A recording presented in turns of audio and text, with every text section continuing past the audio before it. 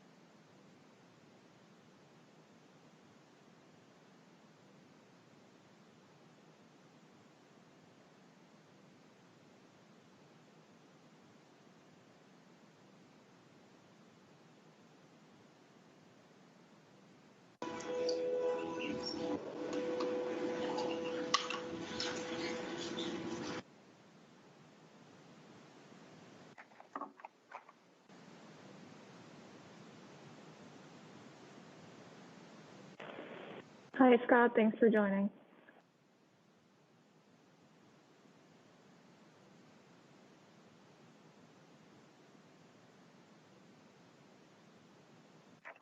Yep, you should be able to hear me now.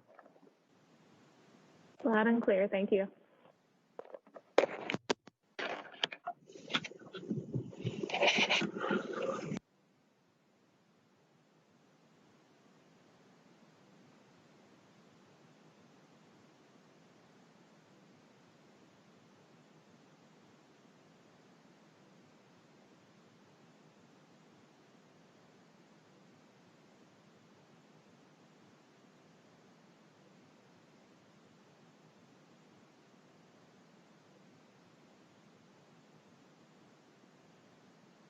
Hi, Trevor. Thanks for joining us. Could I get you to turn on your camera and try your audio super quick?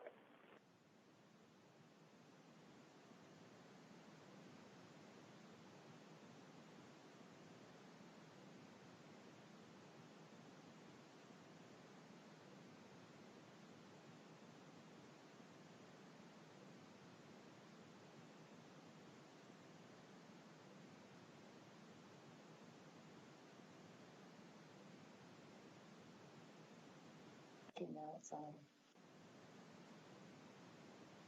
Hi, Dr. Bedford. Can you hear me? Could you try to turn on your video? My video should be on. Can you see me? Can you hear me? Yes, perfect. Thank you. Mm-hmm. I can't talk to you. Hey, tell me Trevor Bedford's biography is real quick.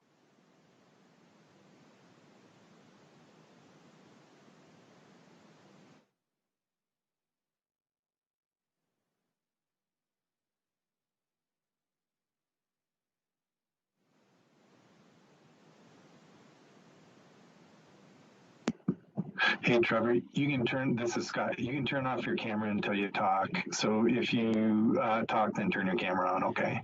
Okay, I'll do that instead. You don't have to leave it on the whole time.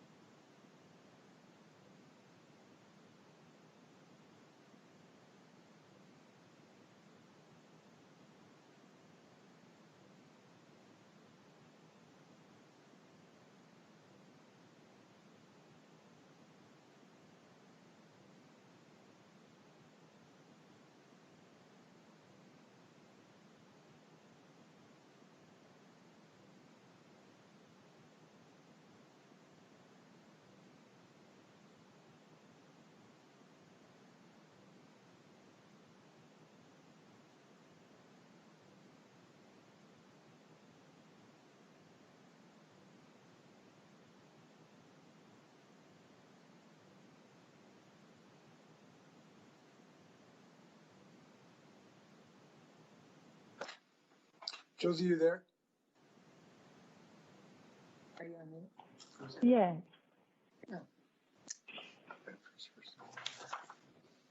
Trevor? Are you ready, Gus? Yes. Okay, then whenever you're ready, Governor. You ready to start? Yep, floor is yours. Thank you. Good afternoon. Thank you for joining us today on short notice. This shouldn't take too long, but we do have an important announcement that I wanted to make personally.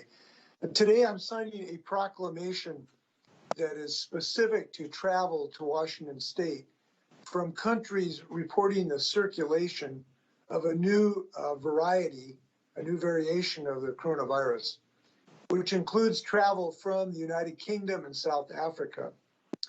This proclamation will require travelers who've been in those regions in the last 14 days to quarantine for 14 days upon their arrival in Washington State. And this includes passengers who may have arrived here just in the last few days.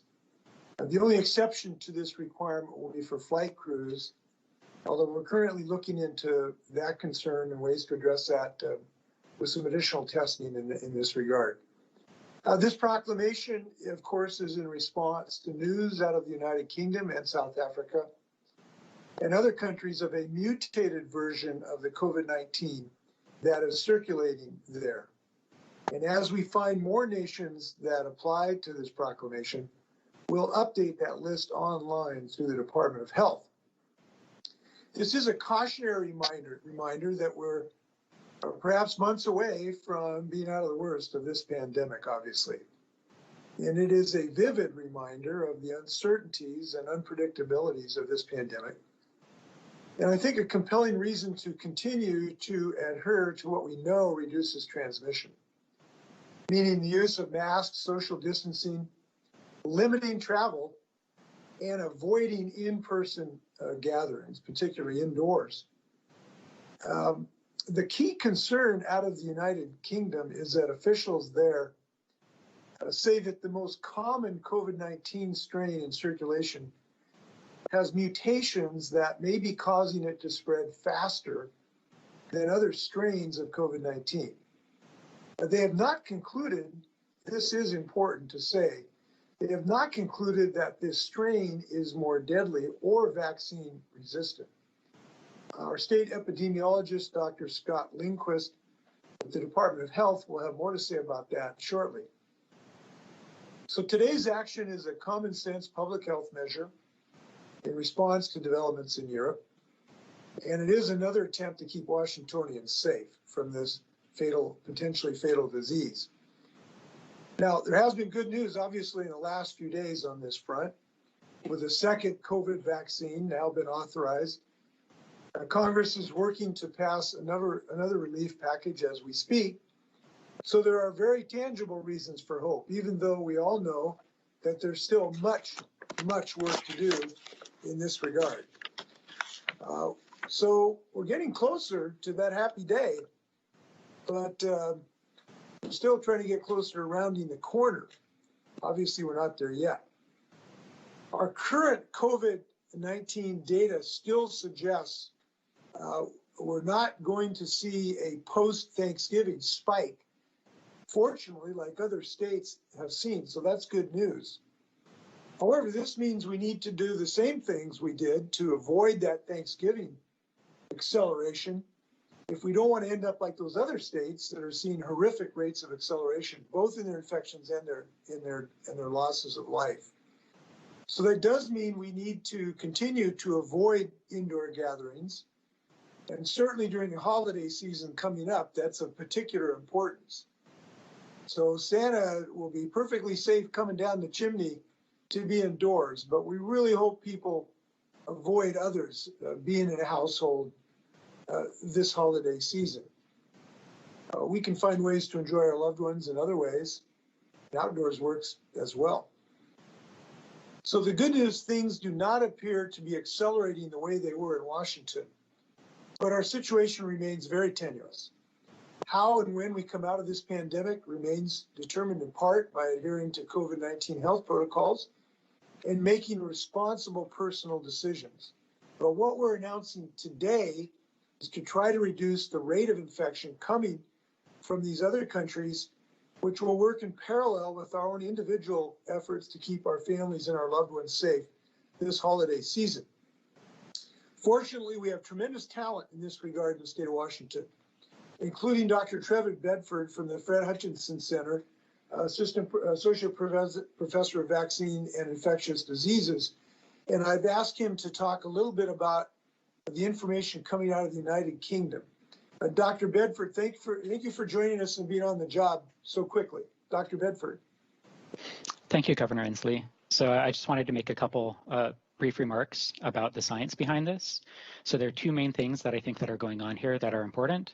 So one is if you look at this variant's genomic sequence, the virus genome, there are some mutations that by themselves look biologically interesting, look relevant, look important, that just from seeing those mutations in the sequence, you'd think that they could change the function of the virus to some degree.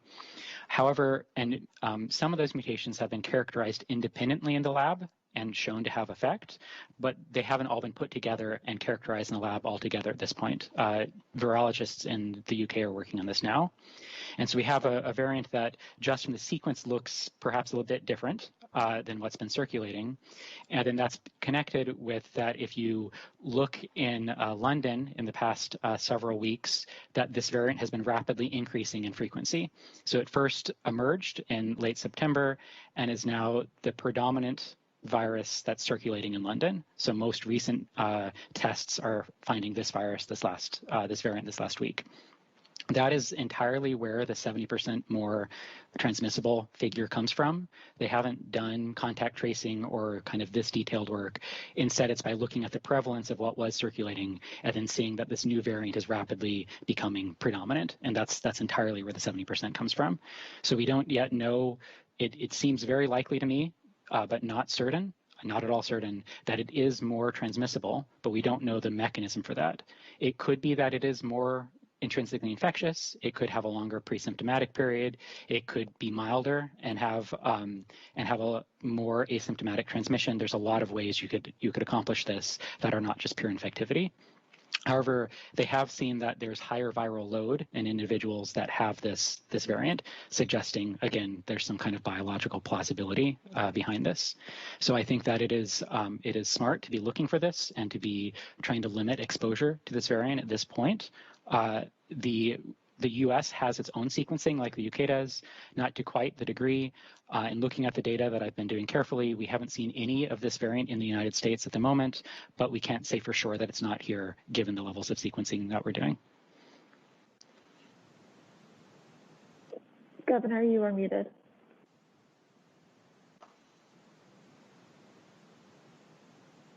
Governor, your computer is muted.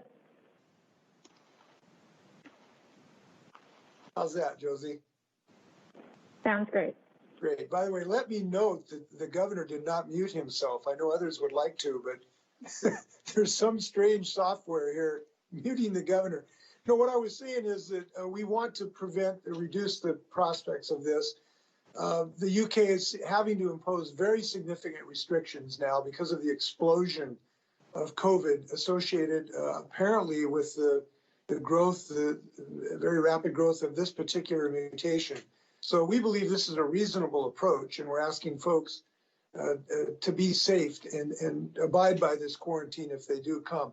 We now want to stay in comments with our state epidemiologist, Dr. Scott Lindquist, who we appreciate working with the communities across the state of Washington for the last few months to keep them safe. Dr. Lindquist, your comments, please. Yeah, thank you, Governor. So what I want is to be clear what this means for the public health system here in Washington State. So as you can see, we have this great relationship with such an asset in Washington State with Dr. Bedford. That will continue. So we plan on being very vigilant, looking for this strain here in Washington State. But to be very clear, we want people to quarantine if they've traveled to any of these spaces that we talked about. And again, all things apply during this Christmas and holiday season is if you become ill with fever, cough, shortness of breath, any of the symptoms of COVID, we want you to be tested. So clearly, anyone who has traveled from any of these countries that we are identifying, and more to come for sure, we will encourage you to get tested so we can make sure that you don't have this new novel strain. And again, the public health system is pretty clear. We are being conservative by doing this travel restriction.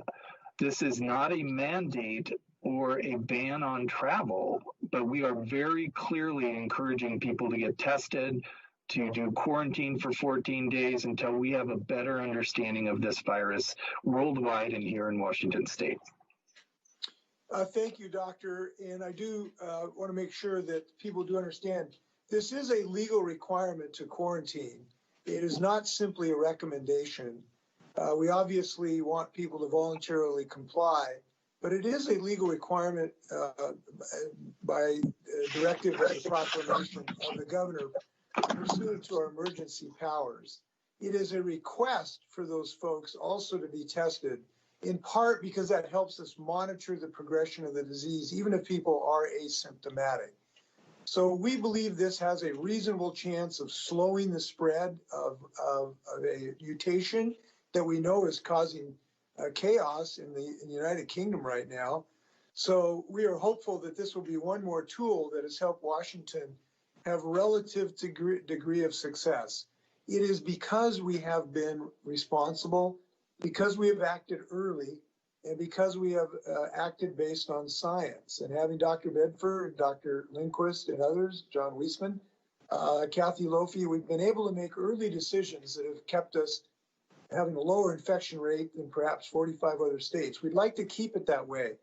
So I look forward to your questions. I will only be able to take questions on this subject today, but with that, look forward to your questions. Great.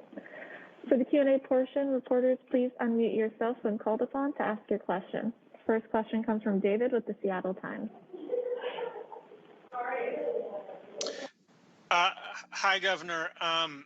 Is there any enforcement mechanism or any enforcement planned for this? Are you going to follow up with people who arrive at the airport? And do you have an estimate on how long this order will be in effect? Well, there is a possibility, certainly in the contact tracing of our effort, to be in contact with people. We don't have the logistical ability to take people into custody, so that's not going to be the case.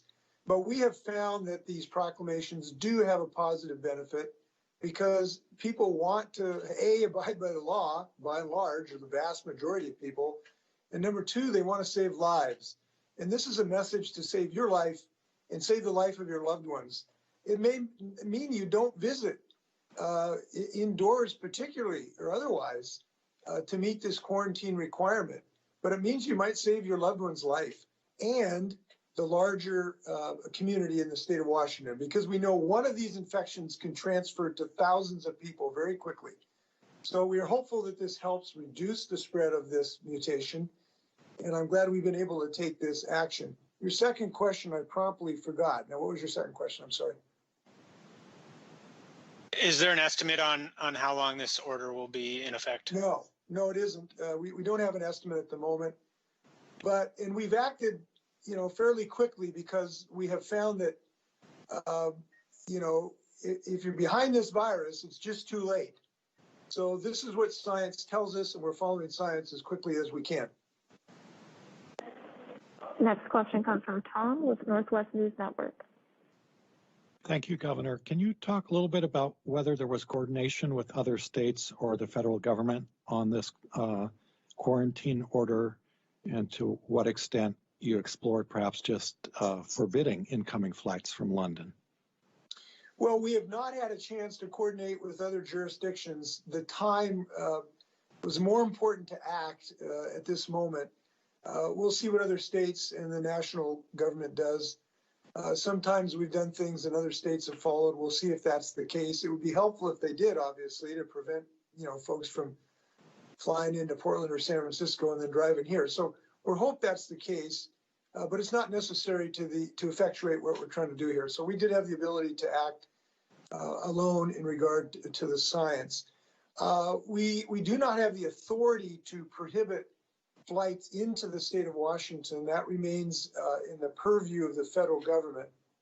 So we do not have the authority to do that. We'll see. The federal government apparently at the moment has decided not to make decisions in this regard.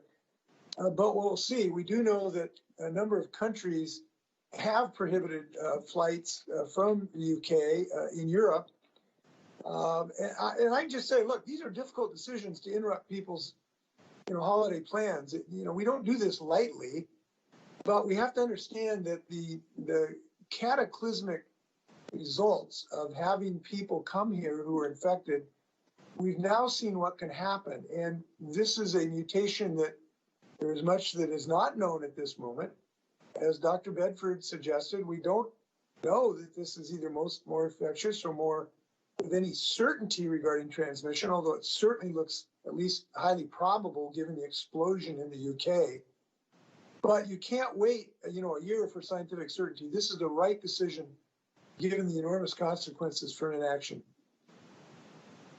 Next question comes from Joey with the Everett Herald.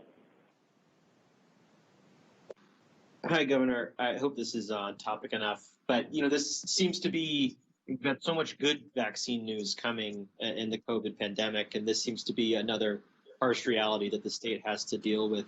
How do you think this announcement, is going to affect folks and their mindsets going forward into a holiday season where COVID rates are still pretty high across the state? Well, I think it'll be individual. People, react differently. Look, reality is a tough thing to deal with. It certainly is at this moment. But, if we look 2 months down the road and this mutation hit it is so hard, we had thousands of people getting hit by a mutation that, could be worse than the current version, and looked back and said we didn't act because we just wanted people to feel the holly jolly spirit, we would not feel very good about that. So we had to act. It is the right thing from a public health perspective.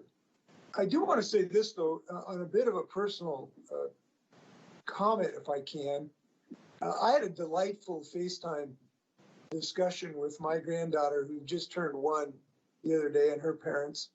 And I have to tell you, I'm as filled with the holiday spirit, knowing she's healthy and I'm going to keep her healthy, and they'll keep me healthy and my wife. That's pretty good holiday spirit too. And I hope people will find a way to feel that joy that is unique to this season of many different faiths. There's no reason we can't have that inner warmth in our hearts for our loved ones, even though we're avoiding a lot of these indoor gatherings. I know we can do that. I know we can share that music, which I still like. We listened to Elvis Presley singing this morning when Trudy and I woke up. So singing a Christmas tune, of course. So I'm hoping people don't let this diminish the holiday. It's just a reminder of how love can keep us healthy, and I hope it does. Next question comes from Paris with King 5.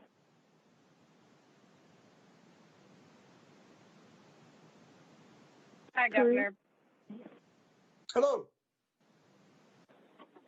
You can hear me okay? Yes, I Governor? can. Yes, I can. Okay, hi. Okay, hi, I'm Parise Thomas. This question is, this is about the legal requirement. You said quarantining is a legal requirement, but a little early on, you also said that we don't have the ability to take people into custody. And so I look at places like New York where they have people waiting for you when you get off of your flight, when you arrive, and you're filling out paperwork, or Hawaii, where they're taking people to jail or they're taking them into custody. So what happens if a person is found to have defied that order and does not quarantine for 14 days? Well, at the moment, what happens is if people lose their lives, that person feels terrible. Terrible if your irresponsibility results in the loss of life. And that's what happens if people don't respond responsibly. That's a sanction of a large sort. Now, we could adopt additional logistical ways to greet people when they leave. That could happen when they leave the airport. That could happen. We are exploring ways to communicate this requirement to passengers right now. talking to the airlines, asking for their assistance, and potentially the Port of Seattle. So we will have some discussions about the logistics, but we needed to get this in place today before the cat was, out of the bag or the horse was out of the barn. And that's why we had to act today. We will consider some of those logistics of notifying people so we can communicate with them to encourage their compliance in the upcoming days. Next question comes from Nicole with Cairo Radio. Hi, Governor. Going on that logistics point, is there a way of checking at the airports if people are coming from the UK or South Africa, but perhaps changed planes in another state so they appear to be flying domestically? For instance, I don't believe SeaTac does direct flights to South Africa. If somebody changed in JFK or in LAX, would there be a way of checking where they originally came from so that they could be given those recommendations? Well, yes, we're exploring logistically how to do that. We hope all the airlines will cooperate with us to help give information about this quarantine requirement to all the passengers coming in on international flights. If they can't target the folks who have stopped in the UK, if they can, then we will work with the airlines to ask them to help us give notice of this quarantine if the airlines know that person has been in the UK or South Africa. And they do have that information, at least when there's brief layovers. So we'll work with them. We've had good cooperation with the airlines so far. I hope that they will cooperate to get the notice to them as quickly as we can. We have time for 2 more questions. Next comes from Keith with Como 4. Governor, how is this going to work? Are you going to have 2 weeks of quarantine and then get tested, or how can you get tested if you're in quarantine? And what about the people who are flying in to be with family for the holidays? Can they quarantine with their families? Well, no, not if you're indoors with people that are not in your pod. That's not quarantining. And that's that's why we've given thought to this. But this is a public health emergency. The public health is in great danger. We're dealing with a mutated virus of unknown dimensions. It has already caused huge spikes in the transmission, apparently in UK, which has necessitated them shutting down significant activity. And that means that we're going to have some quarantine of these folks. And now how they get tested, I'm sure there's a way to get tested. You can get to a testing facility and still not break a quarantine. You can certainly do that. And we do encouraging people to get tested during this quarantine period, even if you are asymptomatic, because it gives us surveillance of what the disease is doing or not doing. We can find out if this mutated strain has arrived, and that'll be very helpful. Next question comes from Lachey with Cat2 News. Hi, good afternoon. I just was hoping to check with health officials to see how they're seeing if this variant is showing up within the state. And I was also hoping if DHS is on the line, if they could provide us with some information why long-term care residents aren't getting the vaccine this week. Scott, do you want to talk, or Trevor, about Yeah. whether it's in the state or not? Yeah, and so we have an existing surveillance system within the state where positive results get sent to get genotyped to see what strain changes. And our national expert is actually Trevor Bedford. And fortunately, we've been working with him since the very first case of COVID here in Washington State. So that will continue. We are talking of ways to see what the prevalence of this new strain is, and we get it. But again, like the governor said, we're really encouraging any of these travelers to get tested, certainly when they're symptomatic, but even if they want to test, to help us gather data to make sure we're not getting this strain here in Washington State. So Trevor, is there anything else you would add to that, to our ongoing infrastructure for detecting this? Nothing in particular. So the U.S. as a whole is sequencing viruses. Washington State is doing a particularly good job at sequencing viruses out of the U.S. And of all of the 1,150 genomes that have been sequenced from the US since November 1st. None of them have been this variant. So we haven't found it in anything that we've looked at so far. However, we will be endeavoring to kind of sequence as deeply as possible to be looking for it in the coming days and coming weeks. Yeah, the question about the long-term care facilities is this is just a matter as the supplies come in. You know, not everyone will get vaccinated on the first day. So it looks like the supply chain is intact. There is no indication that the production of the vaccines has been delayed in any meaningful sense. The glitch that occurred because the federal government did not give us accurate numbers about what would be coming in this next week was a one-time event. So all systems are go at the moment. And obviously, we're thrilled with the arrival of the Moderna product. So everything's moving forward, but it can't all happen in the first day for everyone. And by the way, coming back to this question about enforcement and sanctions, we have found that when we have put legally binding requirements in the state, we have had incredible levels of compliance. The vast, vast majority of Washingtonians are pitching in. They are masking up. Businesses are following these difficult restrictions. And that's why our state is doing so well relative to other states. Look, we have saved literally thousands of people throughout this pandemic. We would have lost thousands of more Washingtonians had we not followed those legal requirements. So the good news is Washingtonians want to save lives. We understand science, and we're doing well. We just got to keep it up. This is one of the more things we need to do involving people coming in from the UK. We have time for a follow-up from David with the Seattle Times. Yeah, just on something Dr. Bedford just said, when you said there's 1,150 genomes that have been sequenced since November 1st in the US, so would you describe that as there's 1,150 different variations or 1,150 different mutations? What exactly? I see. How exactly would you describe that for kind of a lay person and what it means? So that's 1,150 different infections, different people with coronavirus who had their nose swabbed, and then the virus that was infecting them, that genome sequenced. Most of those will likely be slightly different from each other because of the virus is mutating all the time, and most of the mutations really don't do much. And so we have eyes on these 1,150 individual infections, and 0 of them are the new variant, and from either the UK variant or the South African variant. That is still only 1,150 out of 200,000 cases that are reported nationally every day. So it's possible that it's circulating at low level and we just haven't seen it yet, but we have yet kind of 0 evidence of it actually circulating. Any final words, Governor? No, I want to thank everyone. I hope people experience joy this season, and one of those joys is keeping people alive. And if people follow this quarantine, we had a good chance to keep more people living the next holiday season. So I'm looking forward to that. Be safe. We'll answer some more questions in the next day or so. Thank you very much.